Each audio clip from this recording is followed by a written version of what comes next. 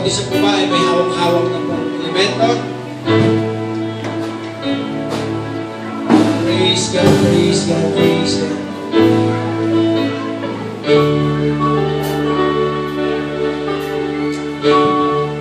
Ang mahawak po natin ay simbolo ng sakripisyo at pagmamahal.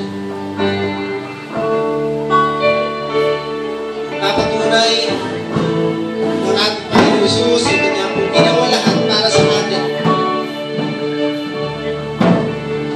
Kaya kanya pong sinabi, gagawin po natin ito na may karangalan at pagsamba sa kanya. Sa Matthew 26 verse 26, sabi po dito, habang sila kumakain, kumuha siya ng tinapay, nagpasalamat, at kanya itong pinagpira-piraso at ibinigay sa mga alagad at sinabi, kunin ninyo ito at kainin. Ito ang aking katawan. Tapos kumuha siya ng kinuha niya yung saro, nagpasalamat, at ibinigay sa kanyang mga alagad. At kanyang sinabi, uminom kayo dito. Lahat kayo. Ito ang aking dugo ng bagong talata na siyang may bubuhos para sa lahat, para sa ikapagpapatawad ng kasalanan. Sinasabi ko sa inyo, hindi na ako inom pang muli ng katas ng ubas na kasama kayo hanggang sa ako at kayo inom sa kaharian ng aking Ama. Hawak-hawak po natin, kagaya ng sinabi ko po kanina, ang mga elementong ito ay bagong antas, simbolo ng pagmamahal ng Diyos sa bawat isa sa atin. At salamat ginawa po ito ni Jesus Christ. Sabi ni Apostol Pablo, gagawin po natin ito para sa pag-aalala ng kamatayan ng ating Panginoon. Pag-aalala sa kapatawaran ng ating mga kasalanan at nagbibigay ng pag-asa ng ating Panginoon ay darating muli para sa atin. Amen. Napakainam na tuwing atin pong ginagawa ng huling hapunan, inaasam po natin, tinatamasa po natin ang dakilang biyaya at kapangyarihan ng Diyos. Lahat po tayo ay manalangin, panalangin po natin ang mga simbolo na hawak-hawak po natin. Panginoon Jesus, pinupuri ka namin at pinapasalamatan. Salamat po sa iyong ginawa doon sa cross ng Kalbaryo. Ang iyong kamatayan upang kami po ay kubusin sa aming mga kasalanan. Salamat, Panginoon, na meron pong kapatawaran, meron pong paglilinis sa anumang kasalanan na amin pong nagawa, sa salita, sa isip at sa gawa. Panginoon, dalangin po namin sa oras na ito, pakalinisin mo po kami.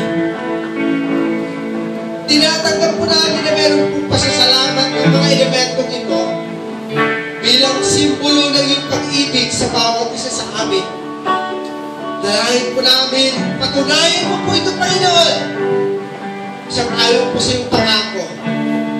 Patawarin mo po kami, pagalingin mo po kami, Panginoong Diyos, sa anumang sakit o karamdaman na amin pong nadadala o nararamdaman sa oras na ito.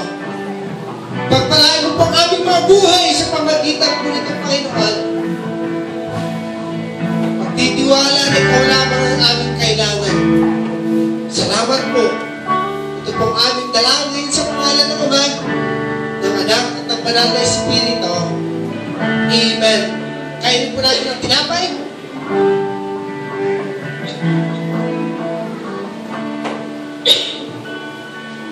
Inumin din po natin ang katas ng ubas.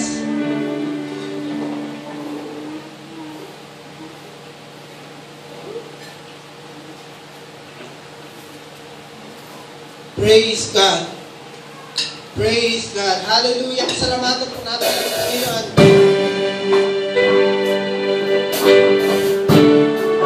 Tunay po na gumawa siya ng ilan sa ating mga buhay. Tunay po na napakainam ang tiwala sa Kanya. We are grateful.